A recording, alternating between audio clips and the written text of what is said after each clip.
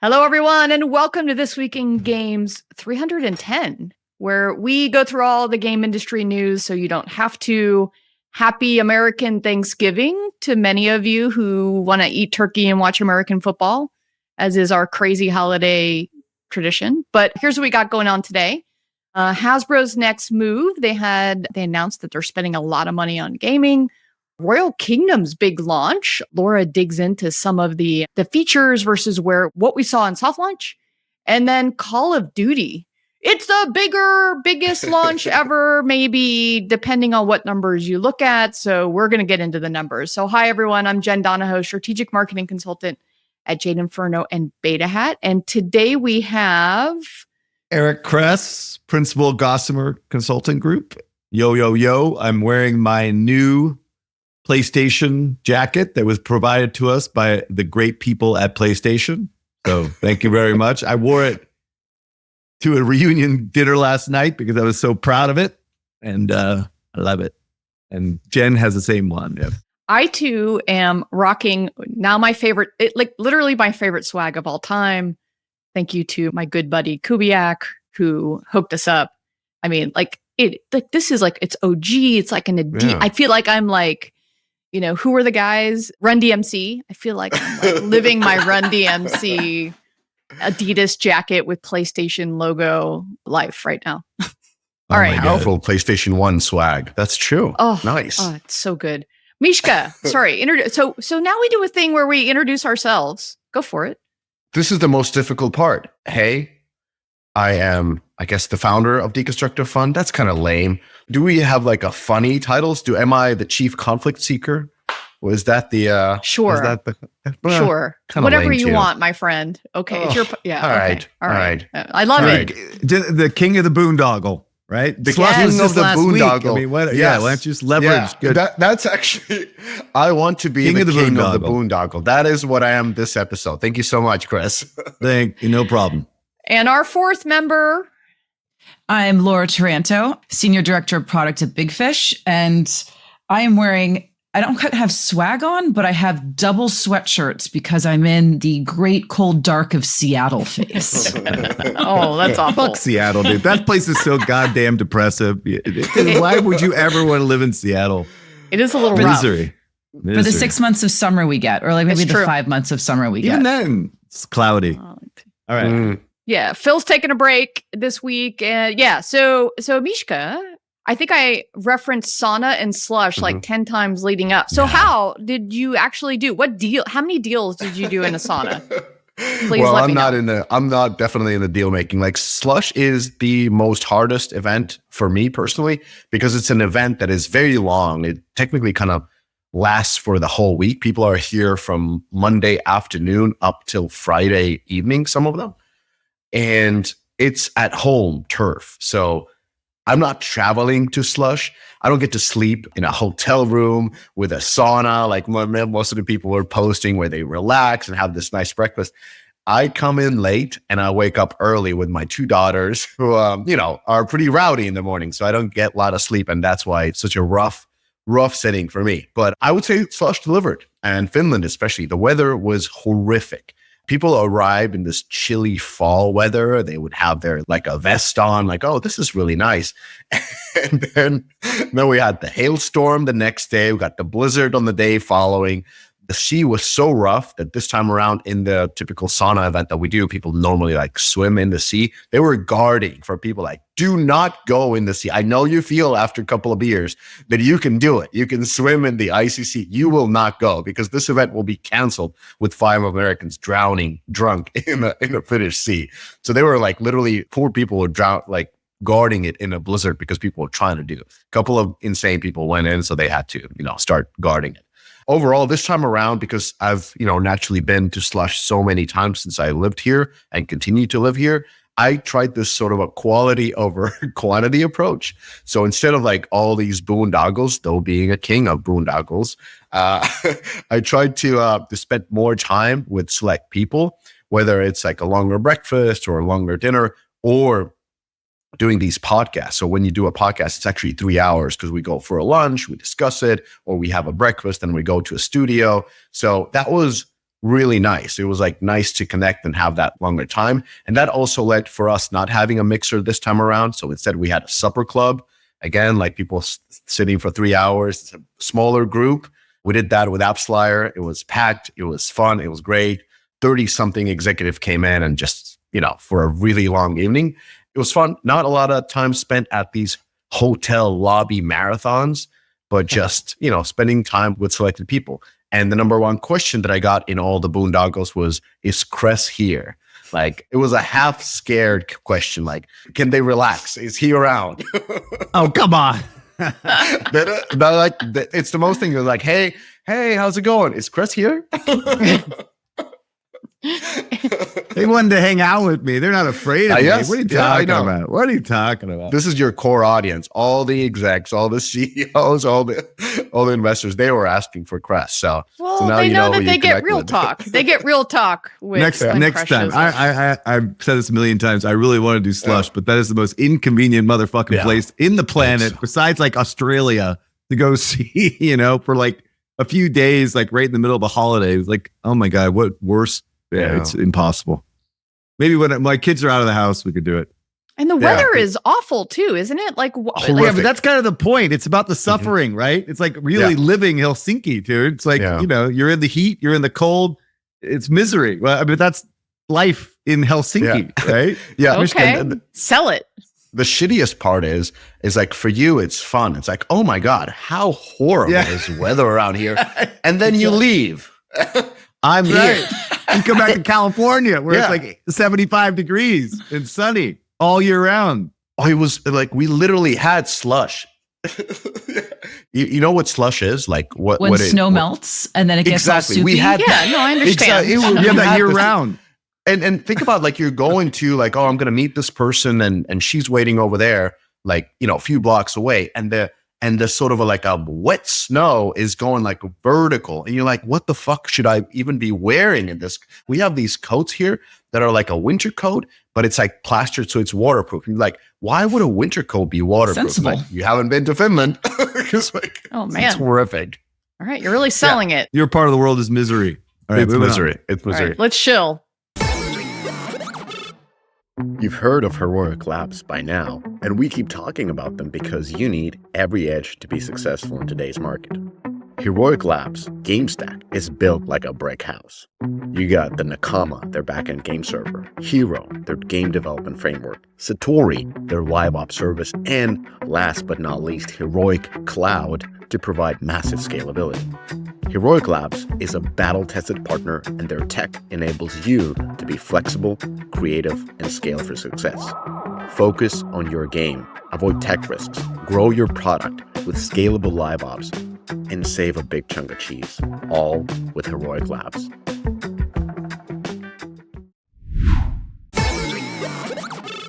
Okay, I got a couple of shills. So one shill that I've been forgetting, it's an ad that we were supposed to run and it's kind of been somewhere lost in the bucket, but Heroic Labs. So they launched Satori 2.0 and it's a live ops product. And we talk about Heroic Labs in our ads, but it's not just a backend platform. They have all kinds of things. And this Satori, I've been doing a lot of research in live ops and we'll be having some articles coming out, but it has pretty much everything that you want, from event capture to player segmentation to feature flags to remote configuration to A/B testing.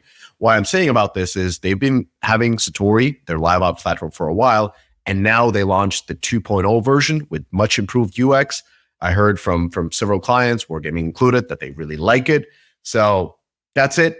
I did an ad read. I promise that I will talk about their new live ops product, and it's really good. Now, the shill about Deconstructor of Fun, what we have here, we got a lot of content that came in last week. We got John Wright, the nicest guy in publishing, doing a podcast with Cesar Degremen Bassi, who is TikTok's head of gaming in EMEA. So we talked about Q5 and we talked about their live ops product, something that we've been discussing on the podcast. We had another quality person, Ryan Davies, their head of performance marketing. He jumped on a podcast with Manish Gajria, who's a director of product for Meta. We talked about value optimization, hybrid casual, impact of AI. It's all kinds of good stuff about marketing. I don't know how I end up in these marketing podcasts. Jen has been taking a break. Well, you keep scheduling them in like European time as well. But yes, I am sorry. I've been a little busy this month, but I did enjoy, I think what I like that you've been doing, and I've been trying to do this as well, is not only have like the vendor or the supplier, but also have a client who can kind of call BS or actually give the real talk, right? Because, for our audience, it's like, you don't want to just, we don't want to just do vendor commercials, but we want to bring people who actually use these services and give us the real talk. And so thanks for doing that. The Meta one was pretty good on that. I can't ask these questions without these people. So that's why I'm like, I call them up, who's ever in Europe. I'm like, John, I need you. TikTok is coming on a podcast. I know. I don't know what to ask. I was kind of bummed to miss that one, but I pinged you first. I pinged always Jen first. And I'm like, Jen, it's fine to say no, but we're having this. And then same thing with Meta. Like I need to have somebody who's a marketing expert to ask the questions. And then also Phil had an excellent podcast with Teamy. So they talked about Delta Force, and Teamy Studio is probably Tencent's best studio, I would say so. Yeah, they got the Age of Empires, they got the Call of Duty Mobile, a bunch of other big hits. So he had their GM talking about the upcoming Delta Force game. Yeah. And then on the blog side, we had a Telegram Web3 gaming piece. So if you're interested in that, then that's on the blog. That's it. Where's my Delta Force invite? I want to do the alpha for that. What's happening? Yeah, it's so PC console, or is it PC console next PC week? First. Yeah. So PC first, and I know mobile got delayed to 25. I think we covered this, and it was like Delta Force is like on next week on the 4th, and then Rivals is on the 5th, and they did, Delta Force did like a fuck you to Marvel Rivals and said, it's like the Price is Right strategy, but in reverse. Like, we're going to go a day before.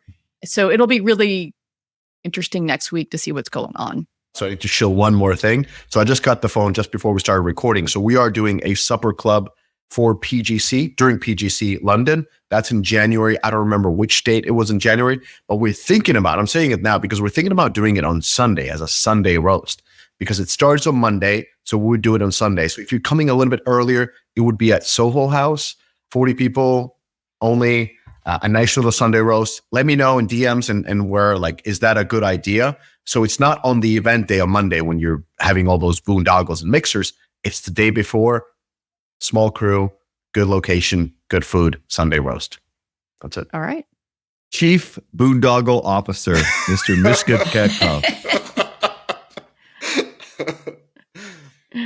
All right. Who's doing the correction that's not a correction? It's not a correction, but I had a look. So I know y'all discussed Royal Kingdom a little bit. Again, I don't want to classify it as a correction, but I do want to dig into more details of the launch. When we talk about games, I'll go through it. But again, not a correction, just an expansion of what was talked about.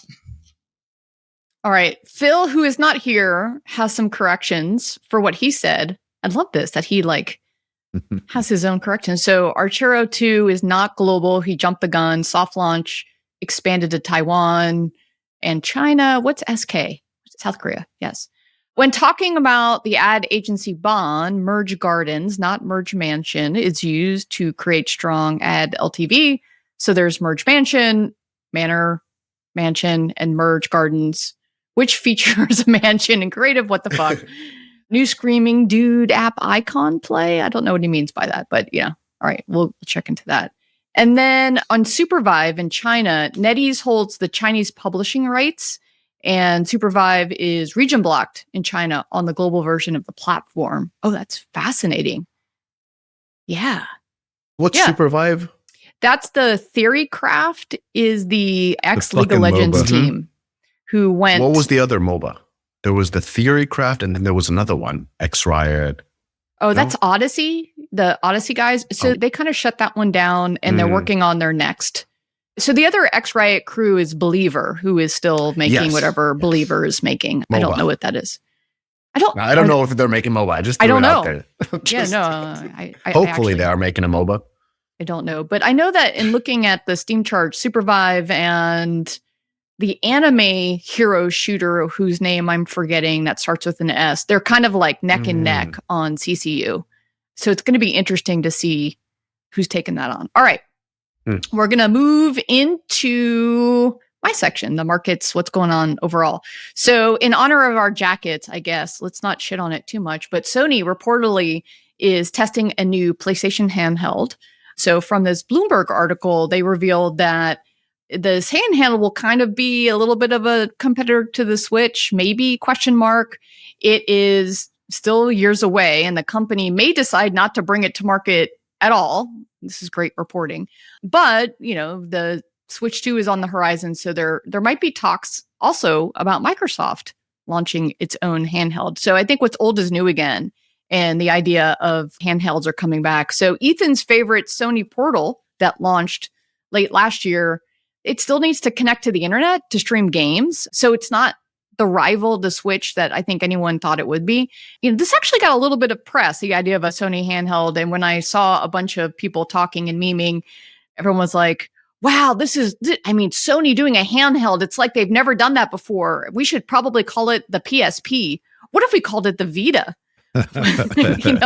And so it kind of cracks me up that this is like some like earth-shattering announcement. It's like, oh, I hope they're going back in the vault and seeing why the PSP or the Vita or any of those other ones. There's others too that didn't work.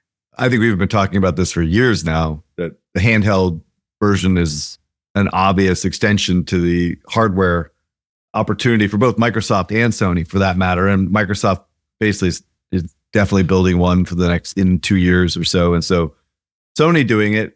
The fundamental problem with this, and every time I get talking about this stuff, it's like, I hate to be the negative Nelly here, but just to be a realist is that although I think it's going to be an amazing device and I'm 100% supportive, as I have been for building these type of devices, this is not an extension of the market. This is just a tool to increase engagement in theory, right? So the more places you have to play, the more your player base will play.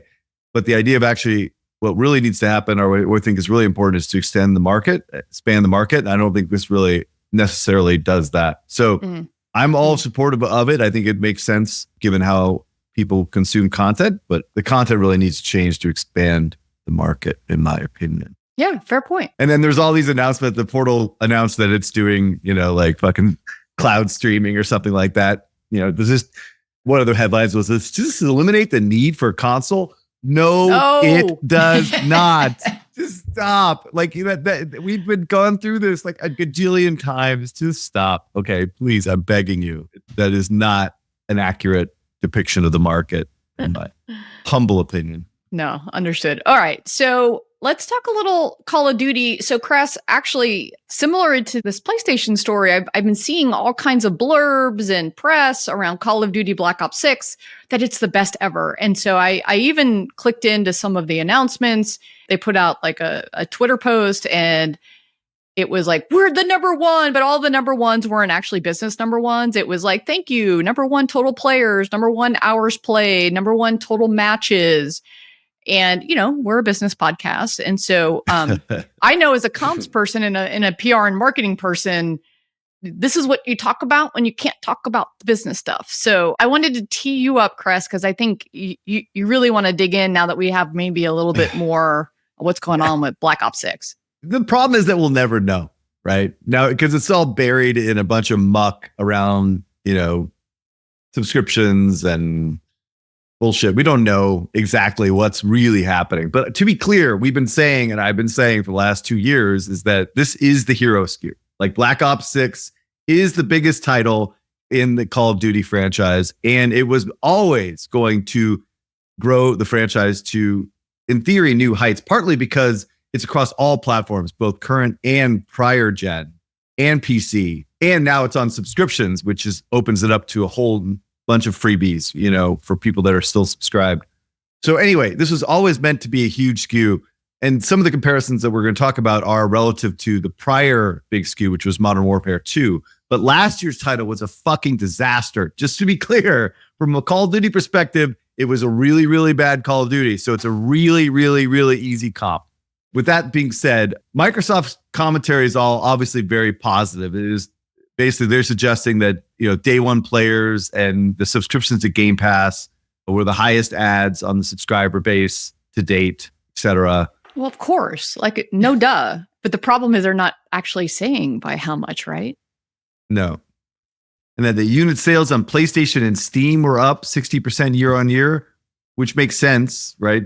Because it's the much better title and no one's buying it on Xbox anymore. And then Circana, Matt Piscatella. Do we know him? Yes. Why is that name sound familiar? Yeah. Okay. No, we know him. He said in mid-November, the Game 6 Game Pass release had an unprecedented impact on player engagement. So engagement is fucking just like downloads, right? It's a completely bullshit metric, okay? I'm just saying, like, I don't want to be negative Nelly here, but when you say player engagement, it always makes me throw up in my mouth a little bit, right? Because yes, it's important, but it's not revenue, right? Okay. Because it's not free to play. If it was a free to play game, engagement would be even really if it was a free to play game, that doesn't mean the revenue is up, right? Well, it depends on the type of game, but there are many games where engagement, in fact, even literally correlated with revenue. However, okay, not this game, but understood. I get your point. So independently, Circana is basically saying they are saying engagement numbers spike according to their analysis, which is great. I think they're all North America, right? Correct. US actually, not even. And then North last America. week, he basically said there was a huge subscription spending boost according to their data. A huge shift in share to full game sales to PlayStation, which makes total sense. And he claims that did not appear to result in a massive cannibalization in sales, but I just don't know if he can make that kind of a conclusion, in my opinion. And I think the real important thing here is it did not provide a significant boost to Xbox Series hardware, right? Which is, okay, moving on, because I will cut back to that, right? I want to be clear again, the engagement does not equal revenue. And it feels like this all feels very early. And the fact that there are no boost in hardware is actually a really, really bad thing, right? For the gaming market as a whole, just to be clear. All right. Europe commentary. It was only a 12.4% rise in sales in Europe in October, right? Which is bad, right? It launched in November last year. Yeah, we should comp it to, like you were saying, what was it versus not last year, but the year before, right? Because last year was down so much. Yeah. I wonder, I mean, I would imagine that number is actually down versus the prior year. But anyway, I haven't looked at it. I don't have the data. If I had the data, I could delve into a little bit more. But he said that sales of Call of Duty were only 5% higher than last year's game, which was terrible. That's not good. Okay. And down 30%, 28% versus Modern Warfare 2, which is really bad. That's a really, really bad performance on the unit basis for Modern Warfare. That is cannibalization by definition, right? When the hero SKU across all these platforms with this record levels of engagement is down 28% in the second biggest market in the world, that's bad, right? And then PlayStation game was up 26% versus Modern Warfare 3 last year, and only 2% higher than more Modern Warfare 2. So that's not good. No. That's not as good as these announcements from the company seem to suggest. That's actually really piss poor performance. I actually can't even figure this out. The only thing that makes sense to me is that Microsoft is down so much because Microsoft is not doing shit in Europe right now that it's bringing down the overall performance of the game itself in Europe. But it should still be up a lot more on PlayStation in theory, right? So, but what is clear is that Microsoft's lost significant share of Call of Duty, right? Both in Europe and North America for that matter. Without hardware selling, that's not good. And it's not doing shit in Europe. And it's definitely not selling well in North America. So that's not good. What this is intended to do is drive more adoption and interest in Xbox, right? That's the whole point of acquiring IP and franchises, is to improve your performance and your market share. That is not happening. That is cannibalization, right? Fundamentally, right? And so in some sense, it's somewhat positive for Sony because it's a big game and Sony's doing reasonably well on it, although the European numbers are weak. Microsoft, I think, is losing money, right? They are losing dollars share of the market by providing this on a subscription and not getting the hardware bump, because that hardware bump, if it were to happen, it would mean that they would have more engagement on the platform, which would lead to further sales of other software, right? Which is the whole fucking point of having a big game like this, is to drive people to your platform to buy shit, okay? And so this is what scares me about their whole strategy. Yeah. And then why their strategy makes no sense. All right, that's it. So the Activision Blizzard acquisition, which was basically let's use content as a magnet to draw players into buying our hardware to then subscribing to our service. I mean, that was their play, right? And then the other part of the play was thinking that players would be interested in engaging these IPs on any platform. That's the Microsoft kind of like the Xbox Cloud promise. So that's their bet. But I think to summarize, it sounds like the numbers aren't showing that the $69 billion bet is likely not going to pay off. It's funny. I think back to, Apple Arcade and Netflix, right? And how much they're spending on the content with that same strategy of content is the magnet that brings people and keeps them on our platforms. And you've said this 100 times, but it feels like players aren't as interested in subscription services in this like HD world. Am I summarizing that correctly, Mr. Kress? Yes. I mean, 100%. Okay. It's like a rewards program. That's what subscriptions really are. That makes sense for this type of audience. But this is not driving people to the platform, right? Which is the whole point. If it was expanding the market, hardware should be through the fucking moon right now. I agree. That's what they wanted. That's why they went with a 100 million subscription target like 2 or 3 years ago, right? Obviously, they're at 30 or 35. Maybe they get to 40, but they're like, that's it. They're stuck, right? Because there's no expansion of the market by having this type of content. So they're really, really in a tough spot. I mean, I think, again, we don't have access to all the data, so I'm sure people will push back with other data points, but it's almost impossible to tease out because of the subs stuff. But to be clear, Call of Duty Black Ops 6 is a fucking amazing game across all the different things that they're doing, the zombie mode, the single player, the multiplayer, flawlessly executed, very, very little problems. Season 1 seems to be off with a strong start. And anecdotally, my brother, who was a big hater at first, is playing the game like a crack addict because he has no fucking job. So, generally speaking, this is an absolutely amazing release from Activision. What all I'm saying is it's not very, I don't think it's going to be what Microsoft really wanted it to be. Yeah. That's what I've been hearing as well, is this version of the game is one of the best versions in a really long time. They're really cleaning up the tech debt. Like, it seems like that's the been a big hurdle for them, is that the technology was such a fucking, a clusterfuck because of all these different teams and different games. They now have completely consolidated under one engine and one ecosystem, it seems anyway. When a next-gen only version comes out, which hopefully will be next year, then probably will clean it up even further. So. Oh, interesting. Is this Sledgehammer? Was this the Sledgehammer one or no? Which studio? Oh, man. You put me on the spot here. Oh, sorry. Which one's the Black Ops one? It's the only studio I've visited.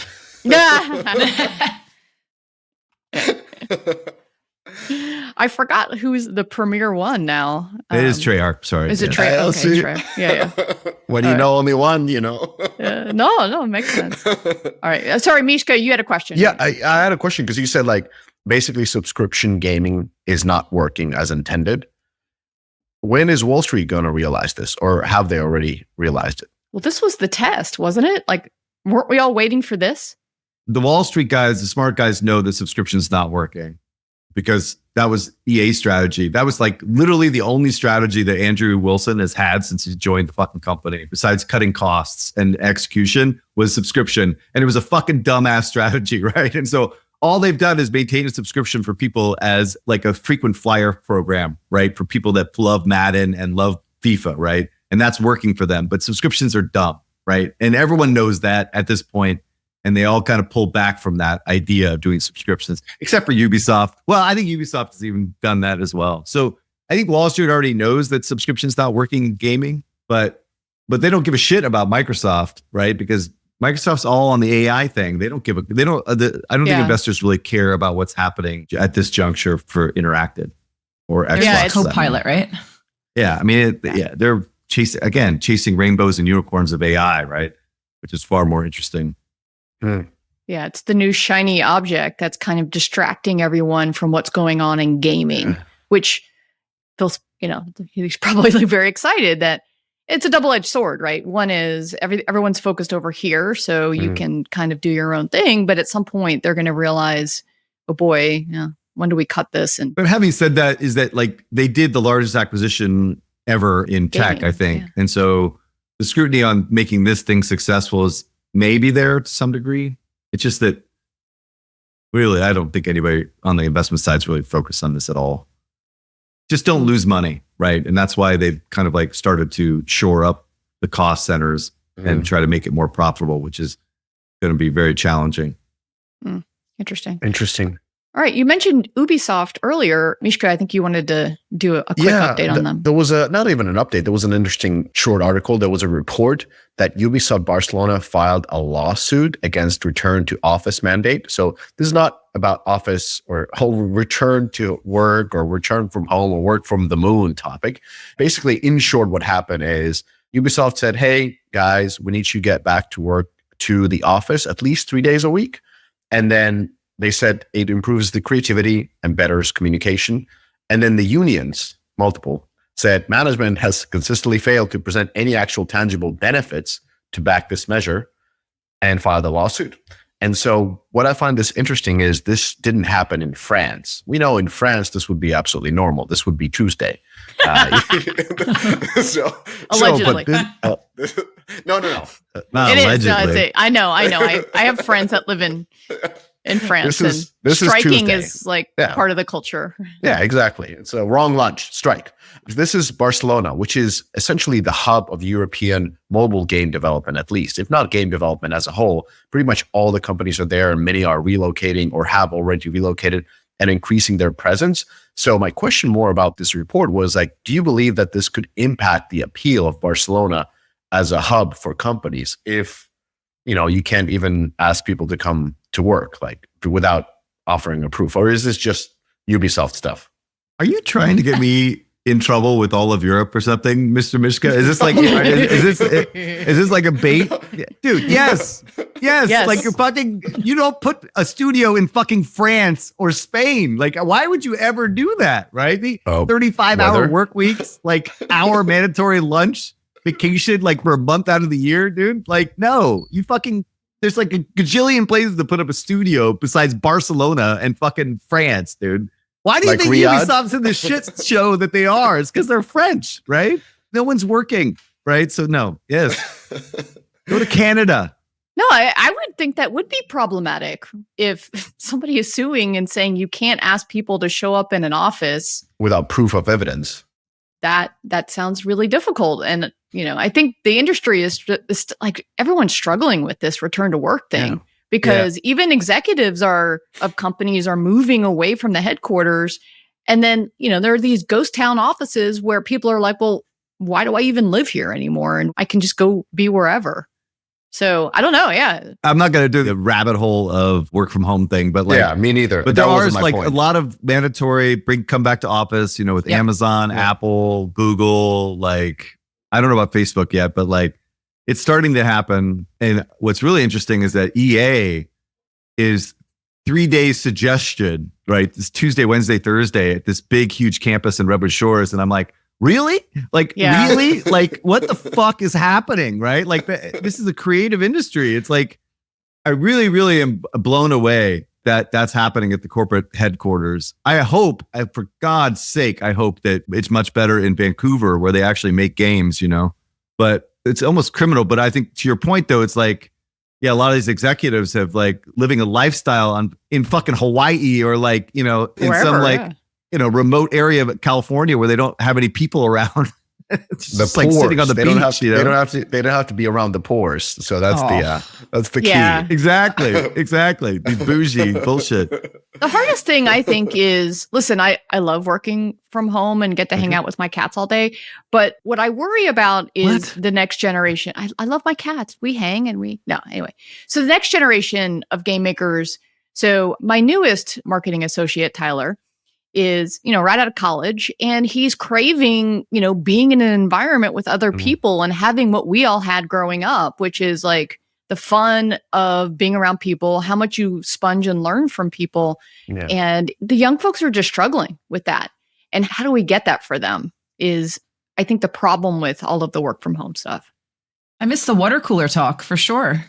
Exactly. And then just connection. Well, I didn't mean to derail this work from home or remote or, whatever conversation. It was more like I was just wondering, I was reading this. I'm like, why would I open up a studio in a city where I can get sued if I just say if I suggest changes to the ways of working, not like just changes. Like, hey, I think we should do this. You're sued, dude. It's like, what? Yeah, no, that's rough. It's a big topic right now. I mean, Chris, you mentioned Microsoft here is 3 days a week in office. And I have a bunch of friends Seattle, lots of people work at Amazon. They're going back to 5 days a week in office starting January 1st. Yeah. It's like big Amazon's changes coming. Around. Amazon's not fucking around, dude. Those guys are. They'll be 7 days a week soon. So they're starting with 5. That's a suggestion, 5. All right. Step into the future of game monetization with Xsolla, the premier partner for game developers seeking to expand their reach and revenue. Xsolla provides a robust suite of tools designed to enhance user acquisition, manage subscriptions, and streamline payment solutions worldwide. Unlock new markets and maximize profitability through their customized, secure payment architecture and dedicated support team. Xsolla, powering game developers to achieve global success. This podcast is brought to you by AppsFlyer. In today's digital world, understanding your app's journey from discovery to download is more than just insightful, it's essential. Enter AppsFlyer, the leader in mobile attribution and marketing analytics that allows you to measure the full potential of your marketing efforts, making every ad dollar work smarter. With AppsFlyer, that's your new reality. Dive deep into data-driven insights that reveal exactly where your users come from and how they'll interact with your app. AppsFlyer, where your app's potential meets performance. All right, next story. Human-Aided Origin was a team founded by Casey Hudson? Yes, Casey Hudson. Yeah. Sorry, I lost his name. He was an ex-BioWare guy, and they were creating some kind of like interactive, character-driven story narrative bullshit, a AAA game. And they shut down recently because they couldn't find funding. So it's a little bit sad. I mean, Casey was OG Mass Effect, but they just couldn't find funding. So it's like a really, again, a tough environment, and doing AAA outside of these big studios is going to be continually harder and harder as funding kind of dries up. So just another story of that. So, all right. Interesting. On the flip side, Hasbro has set aside about $150 million to invest in games. They're looking up to new projects as they ramp up in this sector. As we talked about in the podcast before, they've moved from toys to focusing on interactive for the last, 3 or 4 years. Their CEO is an ex-gaming guy. Yeah. What's his name? Chris Cox is ex-gaming? Yeah. Oh. He's a gaming guy, supposedly. Really? They said that the press release that they've invested over $1 billion in games, and they aim to release 1 to 2 games annually. They said that they are developing a D&D game as well as a Wizards of the Coast game, Commander format for Magic of the Gathering, which I don't really quite understand. And that's on top of a G.I. Joe action adventure game, which, no offense, but G.I. Joe is not the most contemporary license. Sorry, guys, but we'll see how that works.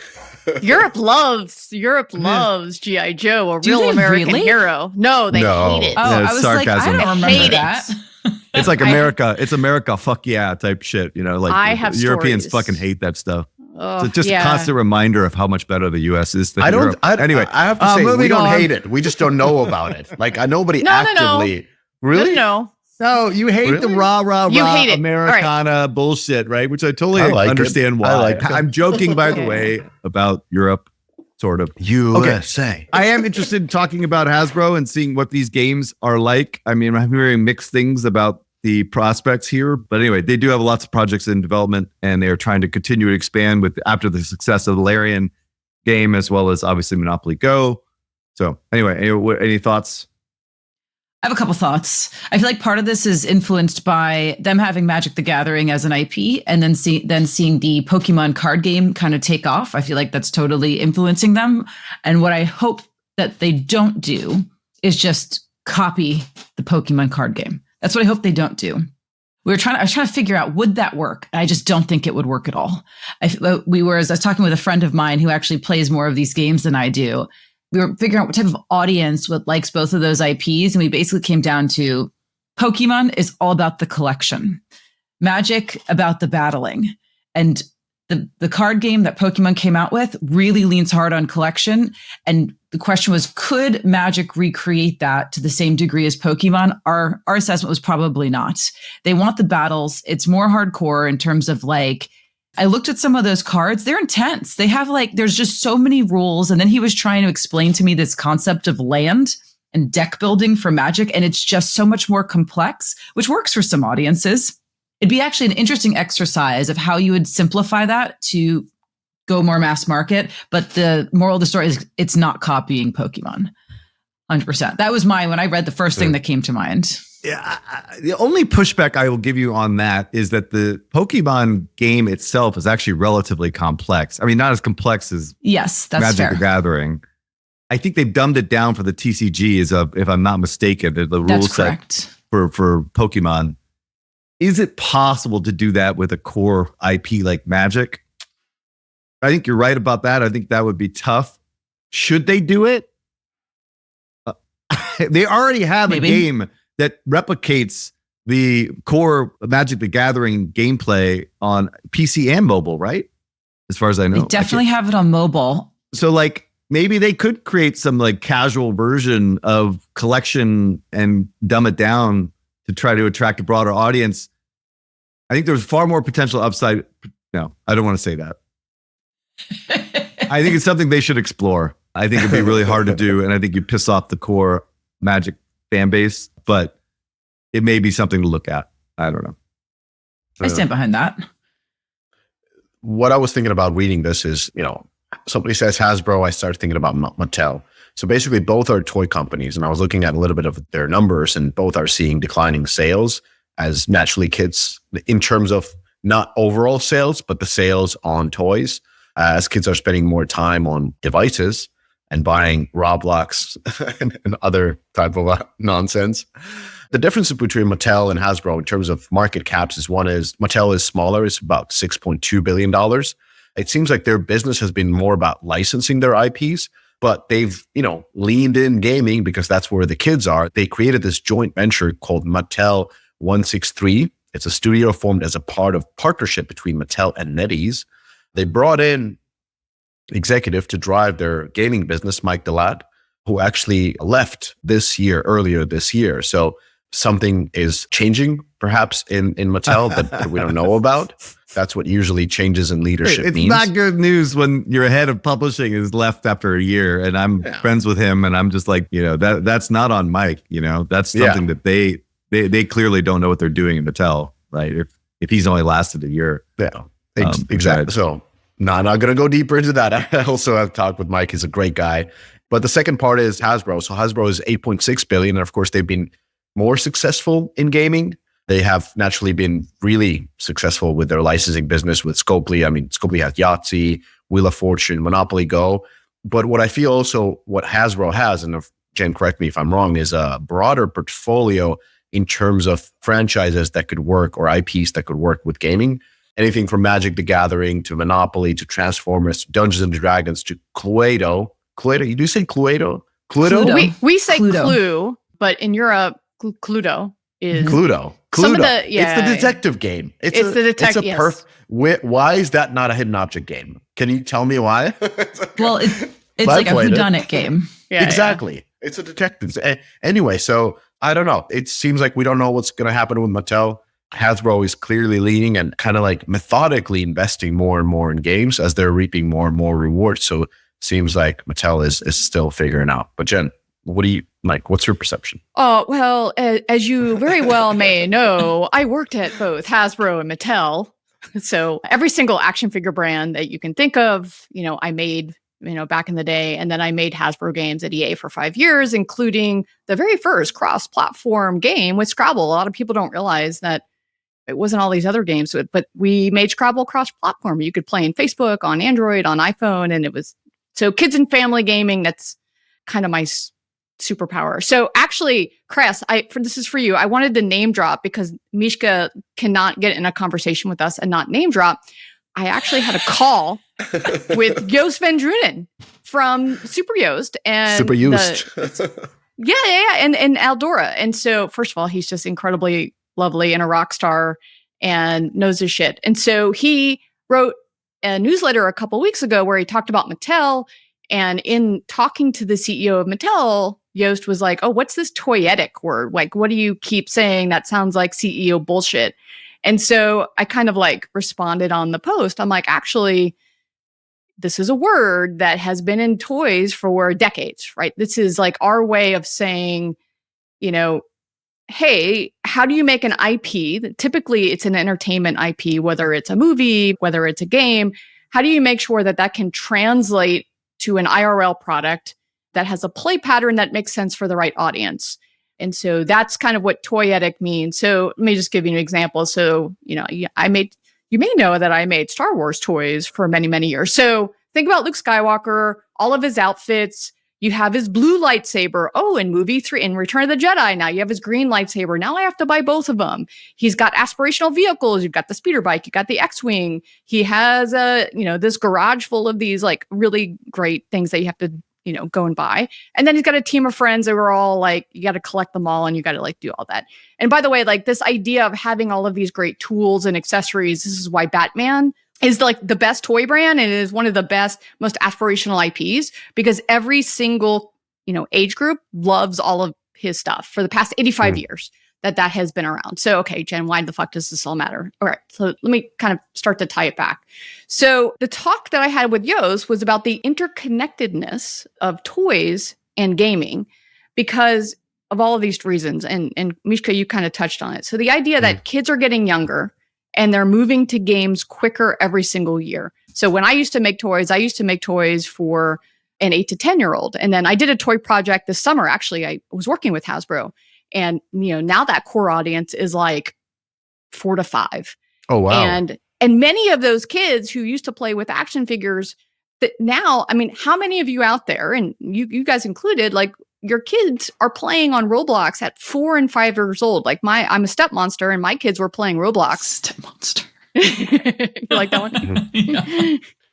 So like they've been playing Roblox. And so they're starting to lose the ability to, in a sense, connect with like each other in real life, connect with toys. And so what's interesting is that toy companies like kind of own the brands.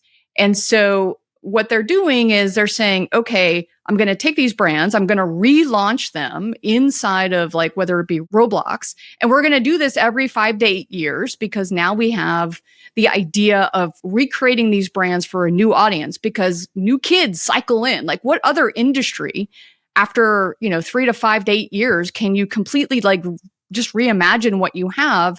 And then every kid thinks that, oh, Beyblade would just relaunched for the 3rd or 4th time. That's for me.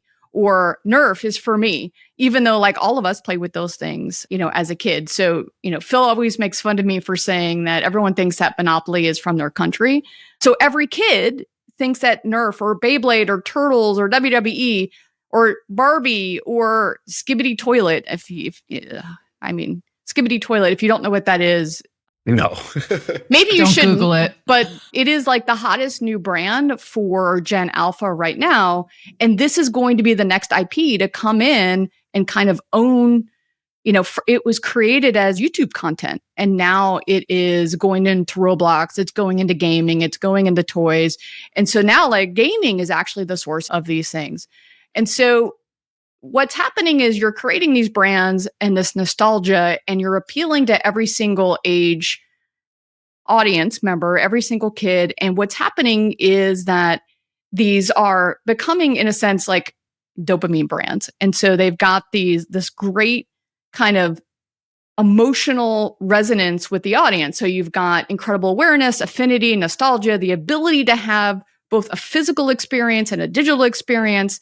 And every time I see that brand, it brings me back to my childhood. It makes me resonate with it because I think you can't think of your most favorite experience of like a brand that you loved as a kid and not smile.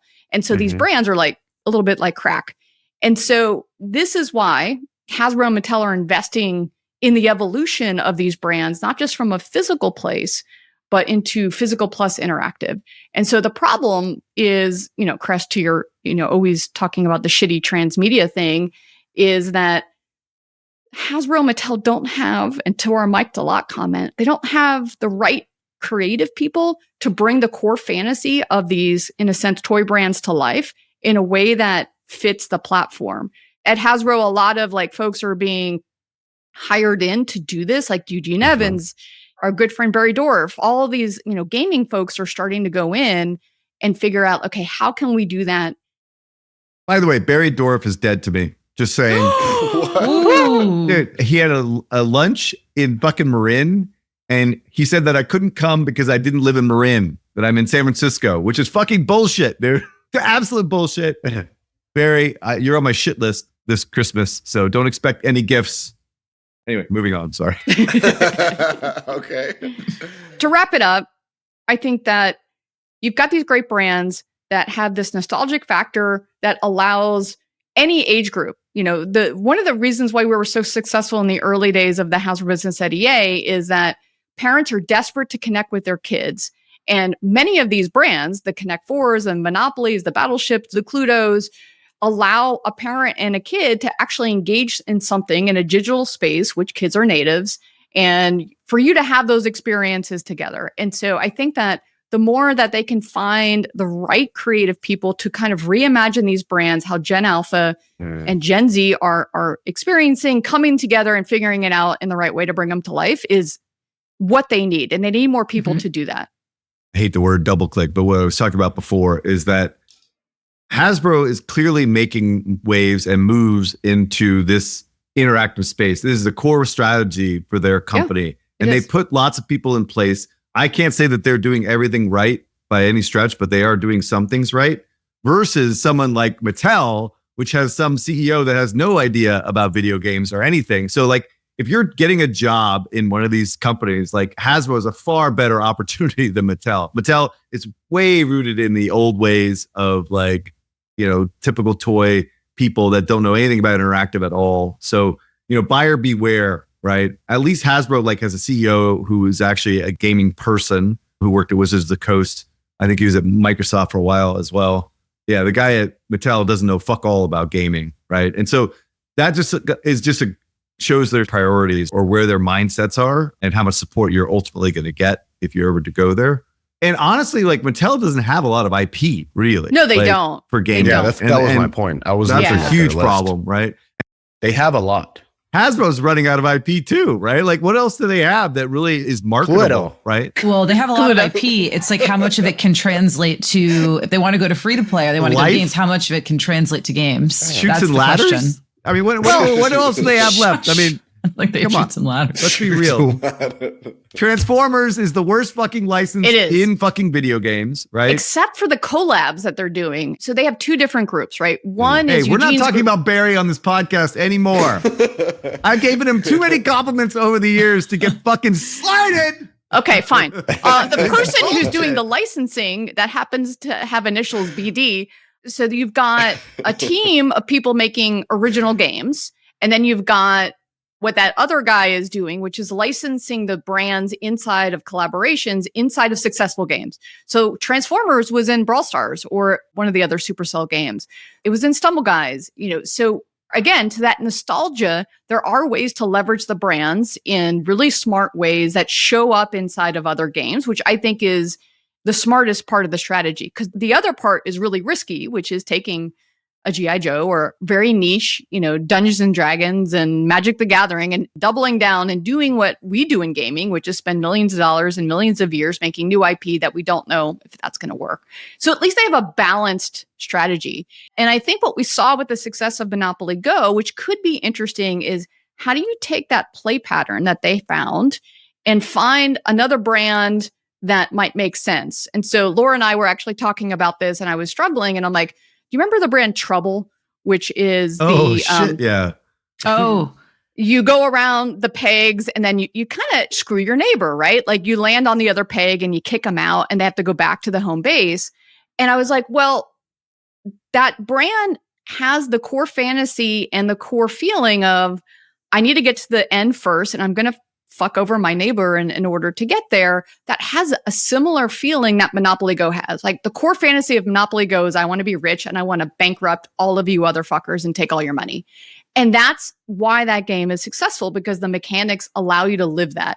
And so maybe there's like if they think about it in this way, there might be ways that they could take and extend these brands into unexpected ways. Because the reason why you want to do that is whenever anyone sees that Monopoly ad, they're like, oh, I remember, I kind of understand what I'm going to get from that experience. Let me go play it. Oh, it's different than I thought, but it's still kind of unique and different and modern. That's the magic that they have to go and figure out. Call me Barry, because I will help you.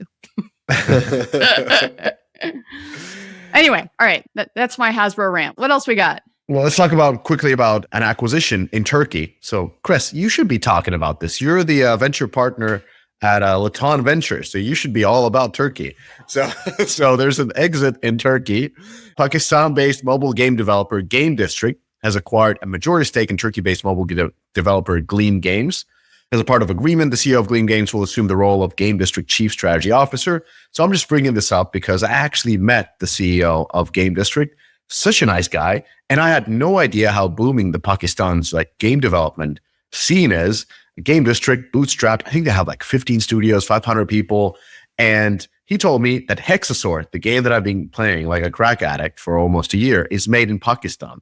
And the fact that they're acquiring a Turkish studio is interesting. They're moving in. So something to follow. Maybe we'll do an event in Lahore. I don't know who's going to come, but I'm going to go. So I don't know these guys.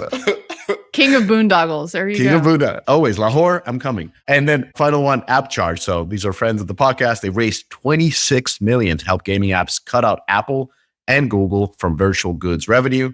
AppCharge sees itself as kind of a Shopify for gaming, a platform for publishers build their own sites for selling gaming, currencies, and other virtual goods directly to consumers. So web shops, of course, want to take out one thing. Notable investor, Supercell, has invested in AppCharge. So wonder if they will be using their web shop solutions going in the future. But yeah, the CEO is Maurice Hassan. Never seen somebody being so cool and friendly at the same time. You'll meet him at our various events. He's a cool dude. Oh, nice. All right. So we had the Call of Duty big launch, and we also had Royal Kingdom launch. So just a little bit breakdown. This game has been in soft launch for almost 20 months. The first version came out. I know it's long. This is what you do today. This is old school. No. Yeah. You launch after a month of soft launch. That's what we do. Who does that? Oh, I haven't seen that in a long time. Well, actually, anyone who's listening, weigh in. Give me the games that have launched within 1 month. I would love to see that. Scrub Busters. They had a longer soft launch than 1 month. Just kidding. Well, it was kind of a month. Yeah. Kind of a month. Technically, the soft launch was a month, but they did do closed betas. Anyway. Oh, yeah. Potato. So when this game first came out, it was May 2023. What I want to what people to understand is there's 3 phases of this game. There's the phase that came out in May, and then they made changes. They made quite a bit of changes. Then they made changes in July, and now we have the version that came out in this month, in November. And what I was trying to do is figure out what was their play? What was the product market fit they were going for? If you play the games, they seem really similar. But if you start to dig in, I actually think this was kind of what Homescapes and Gardenscapes did in terms of going for slightly different audiences. I know they still have both of Austin, but they do capture different audience types. That's what I think the play was for Dream here. So version 1 of the game, I think very much focused on, can we do this, make it feel PvP? Can we add more mid-core-ish puzzle players? Can we bring them in and convince them they like, match 3 games? I feel like they started to figure that out. And then as they iterated on the game, the biggest changes, I would say, between version 1 and version 3, the attack levels, as we know, moved from what was like pseudo PvP to new villain character. And okay, this was a huge content treadmill addition. Those levels started as every 10. They're now every 5. And for anyone who's worked on a match 3 game, the levels, I'd love to think they could all be AI made. A lot of them are not. Good levels are usually you have a designer making one. They go through multiple iterations with the design team. They're playing the levels. They're trying to figure out, is this fun? Does on the kind of the movement of the board, does the unlocking of the obstacles, does reaching the goal, does that make sense? These levels, if you take an attack level, not only do you have that thought of how are you setting up the actual level board, but then you have the whole bit on top, which is which kind of monsters or villains are you fighting above? And all of them that they're introducing have basically different types of traits. They require a lot more effort to make. They've basically taken on a heavier content treadmill and then added it more frequently in the game. And then I'd say the other big thing they changed is they did a lot of work behind the scenes around the progression and economy. They simplified it. The first version, definitely, you had like kind of what you see in a mid-core game, all these things like this resource. They definitely scaled that back to make it simpler. And then you had win streak. Win streak is how well you can complete a level or how if you spend to basically win the level on the first try. You win the level on the first try, you get rewards. It used to be tied to progression. They took that out. So now it's less skill, which I think is good. It makes the general balancing much easier to do. It does have it so that certain hardcore players of match 3 love the skill aspect. They want to show that they're masters. They want to win every level and feel like they're good at it. So that's definitely a shift. So everything that I've looked at, and I go into a little bit more detail on this in Neil Long's blog, because he talked about the launch, is that I feel like they leaned super hard into, we need something that feels mid-core light. And then I felt like they had to rein it back. And they realized, maybe, you know what, actually, we're capturing this audience without needing all of this kind of the things that would maybe push away more of a casual player. So I feel like they got what they wanted. If they launched, that means, hey, they got it to appeal level where it's now bringing more players in. Great. Without having to appeal what I would call a little bit more male-centric, which is what I sort of was referring to as the mid-core light. I'm excited for it. I've played. I finally unlocked Dice World. It took me a week of grinding to get through 100 levels.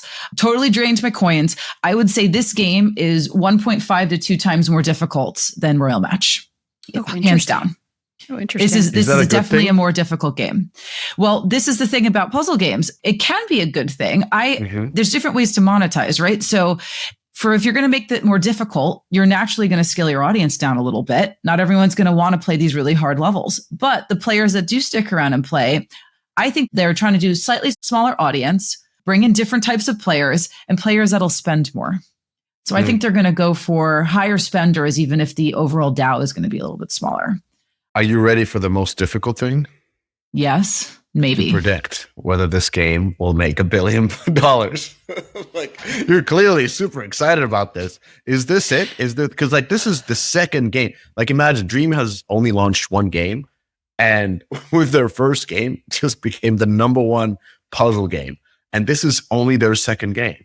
Is this for all the marbles? Like, does this make the company worth 10 billions, or are they going to be in the single billions digit? Like, where are we? Because this is a brand extension. So the way I would look at this is looking at US ARPDAO. Just for a Royal Match, it's just under $3. That's insane. That's great. Oh, what's their other one? Royal Match. Royal Match is just under $3 in the US for ARPDAO. Right now, Royal Kingdom is about 30 cents, but it's still early. So do I think it's going to be $1 billion game? Probably. I don't know how long it's going to take them, but do I think it's going to be bigger than, in terms of lifetime revenue, the Royal Match? Probably not. Is this Pet Rescue Saga to their Candy Crush, or is this the Candy Crush Soda Saga? Like, where are we? This is Soda Saga. Yeah. Okay. This is Soda Saga. This is not Pet Rescue. Yeah. No offense, Kim Nordstrom. You may also remember that I'm at the end game on Royal Match. I'm a whale in that game. It's embarrassing. I'm on level, 9,801. So when you get to the end and you're waiting on levels, I throw you into like Champions League. And so then I do basically another 500 levels over the course of the couple weeks because Champions League. Yeah, I knock it out. You just love the puzzle. It's my dopa hit. Like, it is a way for me to take a break from work and I love that game. And so obviously, I've been playing Royal Kingdom for a few days now. I'm only at like level 60. I haven't seen the difficulty yet, Laura, because they are slowly unveiling things to me. And it feels like a incredibly dumbed down version of a puzzle RPG. I could see where I didn't play it in soft launch, but I saw a lot of your videos, and you could see that they were trying to go puzzle RPG, and they ripped it all out. Yeah. And basically, it's the same game. Honestly, it feels like a knockoff to me. The way it looks, the way it plays, feels like a knockoff, and everything else, like the wrapper, and they actually put like CG story in the first 3 battles. They put in like the CG trailer, which I was like, oh my God, this is going to be expensive if they do this every time. But they only do it the first like 3 battle levels. And I was like, oh, that's cool. You could skip it if you want. But it tells the story of like the Dark Knight is attacking the king's brother or whatever, whatever that is. So for me, it definitely feels like a soda or a lesser brand extension. I would be worried a little bit about cannibalization because they ripped so much of what makes it differentiated out. It's kind of like the same game that happens to have a unique level every 5 levels, but it feels less than. I don't know. That's kind of my early feeling. And again, I'm only 60 levels ish in. Playrix used to have, they tested for a long time with a puzzle RPG. It was like a Supercell looking puzzle RPG. I forgot what the name is. And apparently the rule is you never go full puzzle RPG.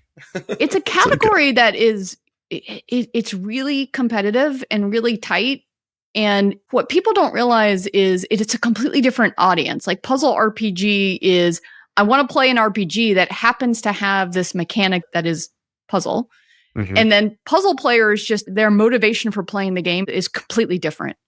And the something in the middle, like there is the Venn diagram of those two things. I don't know if it exists. Like I'm just not seeing it. If Royal Kingdom couldn't find it with the best puzzle people in the world, I'm not sure it's there. I'm not sure there's something in the middle. I think you have to go to one extreme or the other. You got to be a puzzle RPG and dig into that and have Game of Thrones, which is what Zynga did, or you got to have that hardcore license and appeal, or you got to be kind of like puzzle, maybe with some story and different things. But the CGIs, by the way, are phenomenal. Yeah, it's super cell quality. They did a really nice job. When you get to level 500, Jen, you'll see another one. And they do explain why you're traveling between worlds. But the only thing I will say, yes, the levels are similar. But if you look at a puzzle session, like you're playing, I would say anywhere between like 35 to, it could be 50, depending on what stage and kind of the level segment you are, a session. So, well, it may not seem like every 5 levels is a lot. It actually is, because it ends up being a large percentage or enough of a percentage of your session that your differentiation that you're feeling between levels is not small. So I enjoy those levels, but I don't know how an average puzzle player feels, because basically the board inverts. And so when you're playing, the gravity changes. The gravity changes, right? And so I was like, well, for me, I get it. I play enough puzzle because I'm really deep into this. But if you're more casual, do you like that? I enjoyed it. I thought that the way that you battle was really interesting, and how you can send your specials up to attack the base. I'm like, oh, this is fun. Yeah. But I don't know how an average puzzle player, like, I don't know how their audience feels. But, obviously that would be, I'm giving you a little bit more of my player perception than my marketer perception would be. I hope they segmented. I hope they really look to understand, like, what are the core motivations and what are people enjoying about the experiences? Yeah. Because I don't know. One other point with those battle levels, the kingdom levels. Do you remember like when we did Whiteout Survival and they were looking for, one of the theses was the onboarding's so great. We're bringing you in, you're going to play this 4X game and you're going to love it, even though you don't know you're a 4X fan yet. Yeah. I feel like there's a little bit of that here in terms of, this is definitely onboarding you to a more difficult game. So for those battle levels, when you have a puzzle game, the board size matters. It depends that it's how many pieces are spawning. It's the likelihood of getting cascades. All of that matters. Those battle levels reduce the board size. That makes it significantly more difficult. So I think the regular size is 9x11. The kingdom battle size is 9x7. Yeah. Those levels get progressively tougher. There's a couple that aren't so bad, but those levels get progressively tougher over time. Oh, interesting. I don't know if they want the average puzzle player. I think they're looking for a slightly different, more male-centric, without throwing, putting in like, the Grand Theft Auto IP. But anyway. Say like a bro. Yeah. I was just like, you talk about Whiteout Survival. I just remembered a friend of mine just opened up that he spent a sports car's worth of money on that game. Wow. Ooh, it happens. And a crest type of a sports car. No, he's fine. Don't worry about it. He's a Porsche. He's GTR 3. I would assume like that type of money. That kind of money? Are you kidding me? Yeah. Yes. Jesus Christ. So, crap. Yeah, he's fine. He's on a different level. But I was like, excuse me? That sounded so insane. Anyways. But we talked about the idea that, like this is how you have to do it in gaming. You got to onboard somebody into something that is casual and easy to play and kind of hooks you in and slowly unveils this more complicated, more intense, deeper, more competitive. Exactly. So this game is not competitive. That's what I mean. I'm not going to get to level 500. So thank you so much for explaining what happens there. I played this enough already. All we know is that Dream folks work insanely hard. Yeah. Everything I've heard is like these guys and gals work incredibly hard. It'll be interesting to see how this game takes off because it's launched for Q5. So they're going to start scaling probably right after the Christmas break. I get it. During the Christmas break. Yeah. Between Christmas and yeah, I think like in the next week or two, I want to go through like the mobile release cadence because we had absolutely no releases this year that were solid, right? That were good. This is probably the first big game, and then it'll scale through at the end of December. But like last year was a banner year for big games. Yeah, Pokemon's the only reasonably big game, but that doesn't even. Well, there was Zenless. We'll look back Zone on Zero. No, those are those are disasters. AFK Arena, all these games were not good. Like they did not perform well. But anyway, I want to go through the actual numbers now that and walk through it because it could mean a tougher year for next year. Let's cover this one last game that is launching next year with the FIFA license. So press release. So FIFA, I think this was more FIFA led. So Mythical Games, who did NFL Rivals, which is a mobile free-to-play game that has blockchain components. So FIFA is going to work with them to do FIFA Rivals. So it's going to include free-to-play web marketplace that utilizes the Mythos blockchain to allow players to own, buy, and trade. So what cracks me up is that the press release keeps saying esports, and I'm like, oh my God, FIFA doesn't know what they're talking about. They don't realize that esports is a different thing than taking a sports game for mobile. I'm like, you're using the terms incorrectly. Obviously, they didn't consult Mythical. Team Solo Mid is not going to be on this. Yeah, I'm like, especially because what they say is that they purposely said, out of respect or out of differentiation, we are not going head to head with FC, which is EA's now new, They EA probably FC. sighed out of relief. They're like, thank God. Mythical is not coming after us. Well, and they shouldn't, especially on mobile. And so here's what they said is we're going to focus on arcade gameplay rather than the simulation style scene in FC25, because it would be absolutely stupid to try to go up against them in what they own. And I think they said it's coming summer of 25. They are going to have some of the licenses, but yeah, it's Crush. Please go. Mythical? Are they out of their fucking minds? Like, this has got to be a joke. Like, this is this guy who took over, said he's going to compete against EA in simulation soccer. They're coming out with an arcade game with Mythical. I mean, Mythical's not a game developer, right? I mean, they're like a blockchain company, Again, I think Blancos. Mateus, whatever the fuck his name is way out of his league, so to speak. They should have never poked the bear at EA. FIFA is really no longer relevant as an IP or a brand for gamers, probably, because of his handling of the license. And of course, he's a Swede, right? I mean, that makes all the sense in the world, right? I should have known that he's a Swede. No wonder he doesn't know what the fuck he's talking about. And so, anyway... but what's his name's not here, so I can make fun of the Swedes, right? Phil, you know him. Phil's American, but that's okay. Yeah. No, he's a Swede. Passport. I know.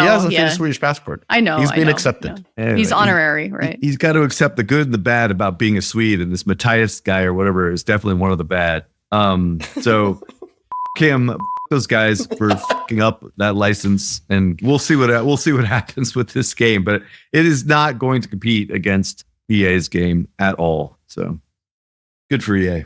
Yeah, agree. The mobile soccer or mobile football, sorry, let me speak European. The mobile football landscape, there's a lot going on in the landscape. And where I was trying to segue this in was, do you and could you have this kind of interesting arcade experience that brings people into mobile football, and then graduates them into a more highly monetizing, more complicated experience, offering something different. I think that is what we're seeing be successful in mobile games in general, and what we could see successful a little bit more in Royal Match if that unveils, and maybe they do introduce PvP later on or something like that. Because what was it? Matchmasters had success with that, which was like Candy Candy Board, synchronous PvP. Yeah, everybody was trying to do one at one point, but again, like it seems like puzzle RPG. It's like a one game genre. Correct. Like with puzzle RPG, we had Empires and Puzzles. Empires and Puzzles. With that one, it's like Matchmasters, nobody else, and everybody's trying to do the same one. Like I've heard the pitches for PvP puzzle game so many times. Yeah, no, it's a candy bar. Yeah, I mean they're. I haven't checked in on them lately, but I know that they were doing good with it, and they were pretty decent. Actually, Soda did a PvP live op feature that was true PvP. So I know King has dabbled in it for sure, and Jelly kind of has that AI battle queen bot thing. We didn't talk about. Didn't King remove 2 games from soft launch? Laura. I think Laura mentioned did you cover it just this? recently. I didn't know. I didn't cover it. I just posted it in our little group. Oh, they took down the 3D match game. Yep. And it was the Blast one. Yeah. But their solitaire one is still live. Oh, okay. For now. Because we all need more solitaire. Apparently we do. All right. I guess maybe you can innovate on top of that, but if they're out of ideas, I think we're out of ideas too. I think we should wrap up. Yes, I know. We went super late. We will see you next week, everyone. Thanks. Apologies everybody for the long episode, and see you next week. You did it. You made it to the end of the episode. As a fan of the show, it would help us out if you subscribe and leave us a review on the podcast service of your choice. More importantly, are you a member of the Deconstructor of Fun Slack group? If you have 5 years or more of games industry experience, go to deconstructoroffun.com/Slack and apply to join. Join the games industry's best professional community filled with peers always willing to lend a hand. Or subscribe to our newsletter to get all the latest insights from the Deconstructor of Fun content creators. Thanks for listening.